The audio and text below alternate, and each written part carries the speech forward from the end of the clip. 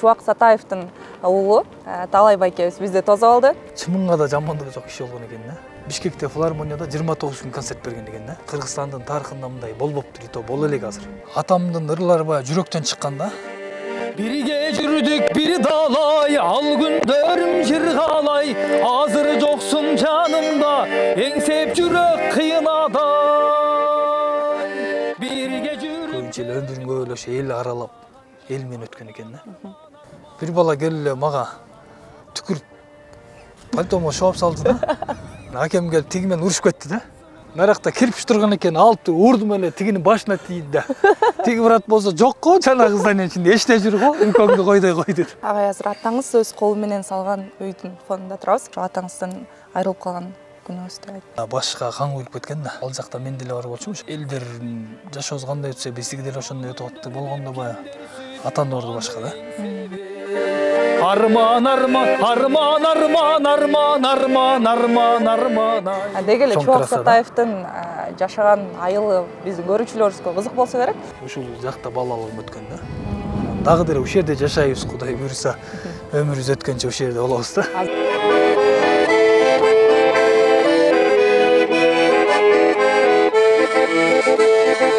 Эки тал көрсөң кыйбай жүр, элиңде жүрсөм сыйлай жүр, элиңден узап мен кетсем, эрмегимде вырдай жүр, жаштык жалың чагында, ойноп күлүп жалыңда, тагдыр бөлсөң арга жок, тагдырлашым тарымба, тарымба, тарымба, көрүшкөнчө сагынба, сагынба, сагынба, кош бол эми тарымба, көрүшкөнчө сагынба. Саламатсызбы агай, жакшы жүрөсүзбү? Саламатсыздар, урматтуу Сокол медианын катталуучулары, арыбаңыздар, биз кайрадан сиздер менен көрүшүп жатканыбызга, амандашып жатканыбызга абдан кубанычтабыз. Бүгүн Таласта Чубак Сатаевдин уулу Талай байкебиз бизде тосуп алды. Анда эмесе маектешүүнү баштайлы. Талай агай, айтсаңыз, деги эле кандай жүрөсүз? Айылда деги эле жашоо кандай болуп атат? Жакшы, Кудайга шүгүр. Чыгармачылыгыңыз уланып атабы? Айылда тойлор сизсиз өтпөйт дейт. Жок, андай деле эмес. Жай-жайдан эл катары жүрөбүз. Кудайга шүгүр. Үй бүлөңүз тууралуу айтып берсеңиз, канча балалуу болуп калдыңыз? 5 балам бар, 3 кыз, 2 уулум бар. Кудайга шүгүр. Баягы Чубак Сатаевдин дагы неберелери өзүн тартып өнөрлүү адам болгулары келеби? Ошо 5 баламдын арасынан бир балам ырга чыктı, ырдап.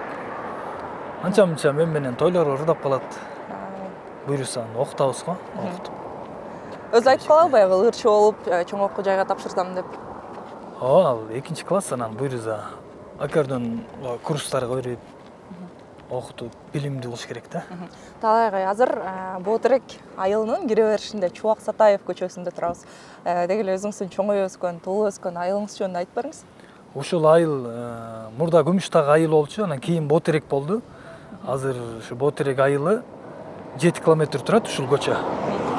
Ушул көчөнүн атын Боотеректин эли атамдын атына берген, Чубак Сатаев көчөсү. Биз турган ушул көчө. Бул көчө трасса, жебек жолу да. Бул көчө мындай кетсең Таласка барасың, андан нары Бишкекке, оң жакка кетсең Ош, Жалал Абад. Мындай кетсең Казакстанга, Жамбыл областына кетесиң, дальше нары Россияга чейин кете бересиң да бул жол. Деги эле Чубак Сатаевдин жашаган айылы биздин көрүүчүлөрүбүзгө кызык болсо керек. Айыл аралап анда маегибиз улан Талай агай. Ушундай эле кетели анда айыл. Мына азыр Талай мырза менен Боотерек айылынын дөңүнө келди. Бул жакта айылдын баары көрүнөт экен, Деги эле ошо айылыңыз тууралуу айтып берсеңиз агай. Ошол Боотеректин бул жак биз жашаган тарап Күмүштак деген. Күмүштак деп коет бул жакты. Мынакей азыр өзүңөр көрүп аткандай эле дөңнүн үстүндө турабыз. Бул жак Күмүштак. Биз тарап Күмүштак жааматы менен полностью до конца кеткенде ошо Боотерек айылы да. Ошо дөңнүн үстүндө турабыз. Ногу жакта тоо бар го, Күмүштак тоосу да. Анан ногу жакта дөң неме токой бар го, ушу алда жерден башталат да, до конца кетип Наматбектен өтүп, Наматбек деген апамдын айылы да. Ошодон өткөндөн кийин барып, ал тоо токой бүтөт да. Ушул токой Күмүштак токой да. Анан ушул Күмүштакта күмүш бар экен, жана суу бар да, ошо сууну касса, жана сууда кумдардын арасында күмүш бар экен да. Альянс медицина борбору Москва шаарында сапаттуу медициналык кызмат көрсөтөт. Биздин клиника бардык стандарттык талапка жооп берет. Биздин кызмат стоматология, гинекология, терапия, урология, лор, травматология, неврология, хирургия, сүнөткө отургузуу, кардиология, ЭКГ, УЗИ, анализдин бардык түрлөрү жана заманбап үлгүдөгү гастроскопия аппараты менен ашказаныңызды текшертип кетсеңиз болот. Белгилей кетсек, жума күнү тиш алуу жана терапевттин кабыл алуусу акысыз. Иш убактысы дем алышсыз. Эртең мененки саат 10дон кечки саат 8ге чейин. Биздин даректер: метро Тульская, улица Павловская, 18, строение 2. Байланыш номери 8926 313 9597. Жана метро Байковская, метро Войковская, улица Ленинградская, шоссе 21. Байланыш номери 8915 111 33 10. Орну дарылганча алдын алган жакшы. Ден соолукта болуңуз. Сиздердин үйүңүздөр кайсы жакта? Биздин үй мына тетиги биздин үй. Атам салганда ушул үйдү. Атам ушул 22 жашында баштаган экен. 5 жылда бүтүптүр өзү күчү менен. Учурда ал үйдө сиз үй бүлөңүз менен турасыз? Мен азыр ушул жерде жашайм. Апамдын колундамын. Үй бүлөм менен ушул жерде жашайм. Айтып атсаңыз, канча бир туугансыз? Канчанчысыз үйдүн? Биз негизи 3 бир тууганбыз. Кубанычбек, Бактыбек, Талайбек. Анан ушул ортончу мен агам 91-жылы ушу машина коюп чарчап калган. Азыр 2 бир тууганбыз. Балаңыздар ушул коктолордо эле өтүп турду, э? Балалыгым ушул жакта эле өттү, ушу тегеректе, тетиги могу жерде жар деп коет, ушул жерде футбол ойночук бала кезде. Анан биздин айылдын аркы бетинде Эчкили тоонун этеги, таластын суусу, ушул жака барып талас суусуна түшчүк, сууга түшүп. Бул жакта, тетиги жакта бассейн бар болчу.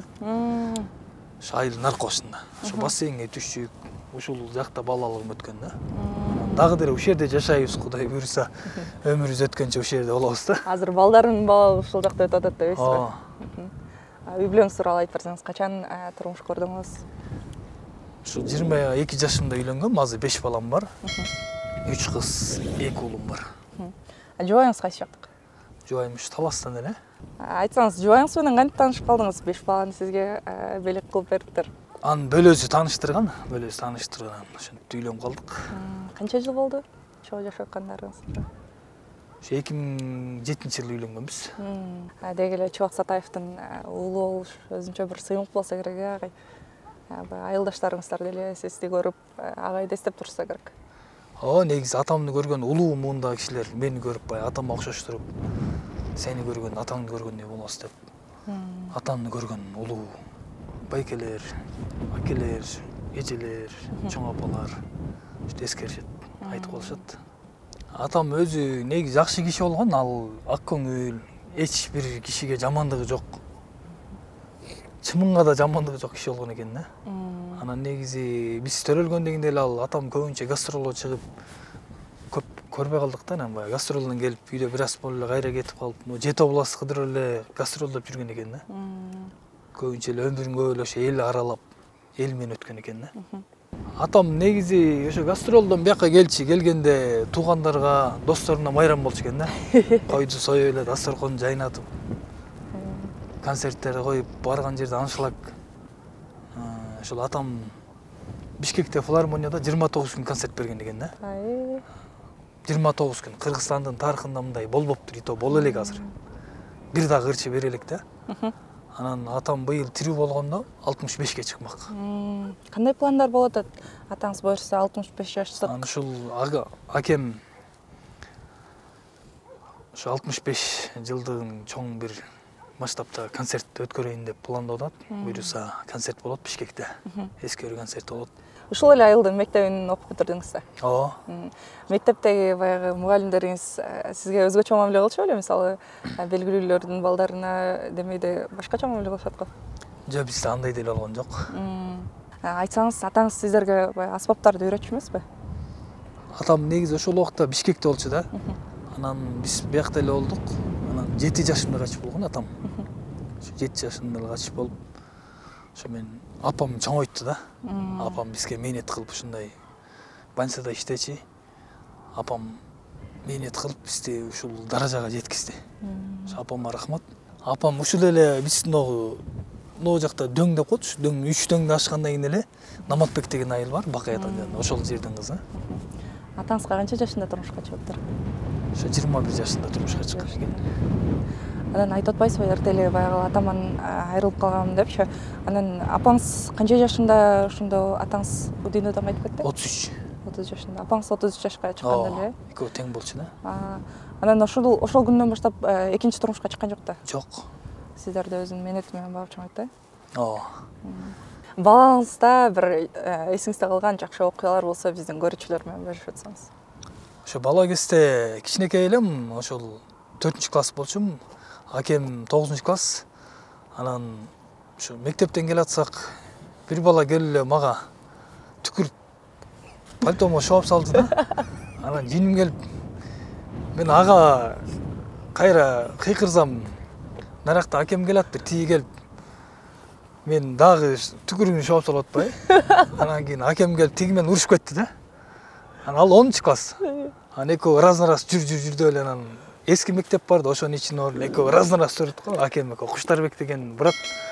Анан экөө раз-разга турду. Анан берки жанында турган Марлен деген брат айтып атат, тургузмай жок, кимиз астында калды депчи. Анан акем экөө турду, тиги Кубанч акем экөө турганда эле акем тигини бастырып атпай, урза эле тиги астында калып калса, тиги тургузуп коюп атпай, Марлен деген брат акемди. Анан кийин карап туруп, кайра экөө урушуп атат. Бир убакта байкем тигинин астында калып калып атпай. Тиги тургузбайт деп кой, тиги достору. А мен бая бир тууганың да наракта кирпич турган экен, алып урдум эле тигинин башына тийди да. Тиги брат болсо жок го, жанагы зданянын ичинде эчте жүр го, үмкөңдү койдой кой деди. Ошон тиги качып кетти бери көрсөчү. Тигинин башын жарып алдыңыздар. Ооба, тигинин башы шишип кетти. Кирпич тийди да. Анан эртеси күнү ата энеси келген жокпуздар. Жок, алар эми эркекчилик дейм, 10-класс болсо ал. Мен кичинекей балам да. Акеңди уруп атсаң. Өстөрү баягы чычалады да башында. Акем аны уруп атканда тургузуп койду да. Тийбесе акем жеңип алмак. Анан жиним келип, мен да кирпич менен уруп атпайм тиги. Атам негизи өтө ак көңүл, меримдүү киши болчу. Ошол өлөр астында ошо айылга келип, Баполон деген акенин үйүнө келип чай ичти, анан Волга менен жүрүшкөн. Тиги жерден көчөм башта мен айттым, эми түш да үйгө бара бер деди. Ошентсе мен ата корком. Күндүз эле корком деп атам да, болбосо жетидем. Мейлчи да таласка алып кетип калды, талас шаарына. Ошо мен таласка барып, бир доозункуна бардык. Анан доозункуна барып айрын сыйлашты. Анан бир чакан бир майрам болуп атыптыр үйүндө. Анан эшикке чыгып, атам жанында Жими деген киши бар, Боки деген, Жими деген аяш атам, анан Боки деген байке үчөө ырдады эшиктин алдында. Ырдады эле эшиктин алдында, көчөсүндө элдер толуп калды. 100 киши келип калды го дейм. Атамдар ырдашып атат. Ошо атам жүргөн жери майрам болчу экен да. Элдер келип көрүп, кол чабышып, кайра кирип сыйлашып, атамды. Эң эсте калган окуясы. Анан атам таласта ошо өлөр астында 15 күн болду да. Анан концерттер коюп, таластын тегерегине. Анарбек деген байкебиз келип, атамдан интервью алып, репортаж кылды да. Атам жаман көрчү камерага түшкөндүчү. Бирөөлөргө жалдырап, мен тартып койчу депчи. Азыр көбүнчө ошондой го, атам андай жаман көрчү. Ошон менен тигилер өстөрү Анарбек байке өзү тартып, анан таласта чоң апам үйүнөн интервью алып, ошол жерде болдук. Ошол жерден ырдап, таластын ичинен да ырдаптыр атам. Интервью алып, бизден бир аз акыл насааттарын айтып, анан кийин эле 2-3 күндөн кийин кайтып болуп кетти да. Анда агай бизге дагы бир атаңыздын жакшы чыгармасынан аткарып берип коюңузсак. Атамдын өмүрүнүн аягында Ак Тилек деген жакшы ыр чыгарган экен. Өзү ырдаган жок, анан биз ырдап жүрөбүз, өлчалар ырдап жүрөт, ошону ырдап берейин, бир куплет.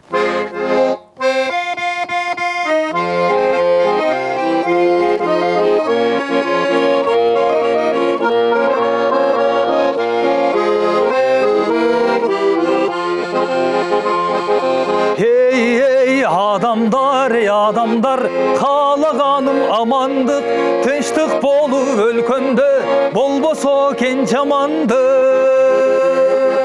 Эй, адамдар, каалаганым жакшылык, тынчтык болуп өлкөндө, болбосо кен касчылык. Биздин заман нур заман, ушул жыргал гүл заман. Ынтымагың болбосо, бул заманда эң жаман. Биздин заман нур заман, ушул жыргал гүл заман. Ден солугуң болбосо, бул заманда эң жаман. Ынтымагың болбосо, Кыргызстанда эң жаман. Агай, ушул айылдагы үйдү атам өз колу менен салган деп айтып калдыңыз 22 жашында. Анда үйүңүзгө барып май сулансак каршы эмессизби? Мейли, булай эле маекти. Агай, азыр атаңыз өз колу менен салган үйдүн фонунда турабыз. Айтсаңыз, бул үй канча бөлмөлүү? 5 бөлмөдөн турат. Ушу атам өзү 22 жашында баштаган экен. Ошол бир 3-4 жылда бүткөн экен. 86-жылы, 87-жылы бүткөн үй да бул үй. Ушул үйдү өзү атам мээнет кылып салган, бир туугандар менен, үй бүлөсү менен аракет кылып ошол жерди салган. Атаңыздын өз колу менен салып кеткен үйү сизге ар бир бурчу атаңызды эстетип турса керек, Атам ал мүлк эчтеке мындай дүйнө деген киши эмес экен да, акча чогултпаптыр. Ошол жүрөгү ушундай таза киши болгон экен да. Ыр чыгарып, ырдап коюп, эл менен эл болуп эле концерт коюп, элдер концертине келсе баягы. Өзүнүн интервьюсу бар. Мага ошол бизнес деген жарашпайт депчи. Ошо чыгармачылык менен алек болуп жүрө берген да. Болбосо атам Бишкекке ошо 29 күн концерт койгондо, ошол убакта Бишкектен 2-3 квартираны жөн эле алып коймок да. Ал Союз убагында үй деген арзан болгон экен. Атамдын максаты баягы дүйнө табыш эмес экен да. Максаты ыр чыгарып, мен ырдасам, мен ырымды эл укса, мен концерт койсом, эл келсе, мага ошол бакыт деп эле ушундай жүргөн киши болгон экен да.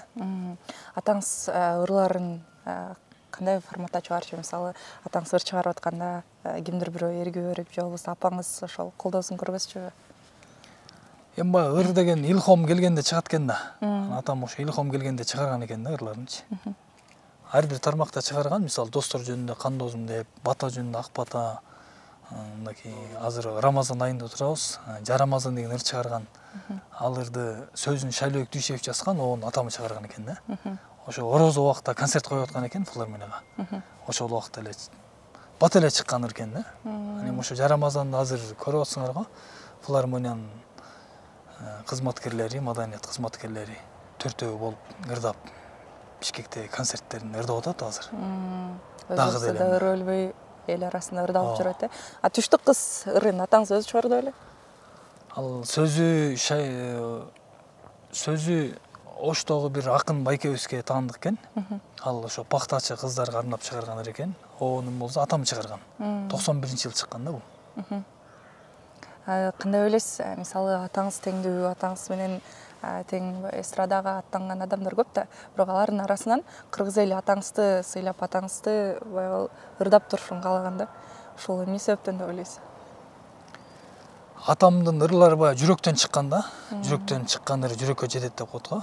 Баягы жүрөктөн чыккан ырлар, сөздөр күчтүү болгон үчүн атам өзү өтсө да 32 жыл болду атамдын бул жашоодон өткөнүнө, бирок ырлары дагы деле ырдалып келет да. Отур жаңыча жастырып, жаштарда жастырып ырдап атат. Улуумунда ырдап атат. Кудайга шүгүр, баягы атамдын эмгек кылган экен, эл баалап ырларын ырдап атат. Жеңил чыккан эмес да. Ырлар баягы ар бир текст мазмундуу болуп чыккан да ырлар. Жогоруда айтып калганыңыз, баягы атам өлөрүнө жакын 2-3 күн мурун ушу достору менен ырдаптыр депчи. Андан атаңыз кандай оору менен ооруп каза болду эле деги эле ошо атаңыздан айрылып калган күнүңүздү айтып берсеңиз. Инсульт деп коет го, баягы башка кан куюлуп кеткен да. Ал жакта мен деле бар болчумун, ошо концерт кое бер деп. Таласта концерт коюйн деп аткан, ошол моментте болду да. Билеттер да сатылып калган анан. Эми Кудай таалам ар бир инсандын тагдырынан эң жазса ошол көрөт да. Ошол болот бул жашоодо. Ошол тагдырына жазылган экен, болду да. Эч ким силер күткөн жоксуздар да? Жок, эч ким ойлогон жок да. Ача мындай ооруп жүрдү беле өзү? Эми баягы мурда бир авария болгон, анан врачтар айткан экен да, 1-2 жыл ырдабай тур, нагрузка болот депчи. Анан атам ага болбой эле ырдап жүргөн киши болбойт экен да, ырдап. Нагрузка болду окшойчу. Күч менен ырдачы да. Атаңыз каза болгондон кийин баягы апаңыз 33 жашында эле сиздер менен жалгыз калган экен да. Анан мындай оор күндөр болдубу? Оор күндөр өтө деле болгон жок, баягы элдин агым менен эле чоңоюп аттык. Элдер жашообуз кандай өтсө, биздики деле ошондой өтүп атты болгондо баягы атанын орду башка да. Энин орду башка, атанын орду башка. Атам бар кезде майрам болчу да. Агай, алда койгон максатыңыз болсо көрүүчүлөр менен биз менен бөлүшүп атсаңыз. Эми ушул акем дагы пландап аткан. Буюрса ошо күздө болуп калабы, же адам бери болуп калабы, атамдын 65 жылдыгын белгилейбиз деп. Буюрса ошол жакшы ишке ашып, жакшы бир чоң концерт өткөрүп алсак деген ой болуп атат. Ошо акемда пландап аткан, Кудай буюрса. Биздин максат деле ошол. Эң чоң максатыңыздар ошол экен. Концертти жакшы өткөрүп алайлы деп. Чоң рахмат агай, бүгүнкү берген маегиңизге ыраазычылык билдирем. Деги эле биздин көрүүчүлөргө да абдан жагымдуу маек болду деп ишенем. Чоң Сатаевдин уулу Таалай Сатаев бүгүн менин каарманым болду. Азыр агай эфирибиздин соңунда бир атаңыздын чыгармасын аткарып берип коюңуз. Көрүүчүлөргө дагы жагымдуу болсо керек. Ошо жалпы ошо көрүүчүлөргө ыйык орозо Рамазан айы менен куттуктайм. Баарына ден соолук, узун өмүр, иштерине ийгилик, үй бүлөлүк бакыт ар бир инсанга. Кыргыз элибизде ошо тынччылык болсун. Бир чыгарма аткарып берейин, а?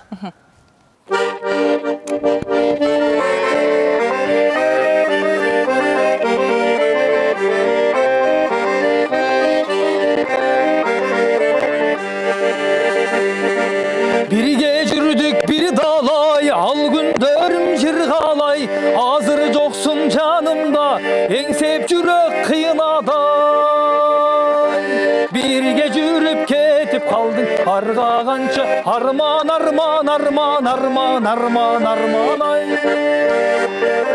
Кагылайын каралдым о, кайсыл күнү жаралдың, жүрөгүмдү эзип кеттиң, эми жоксуң кайдан табамын.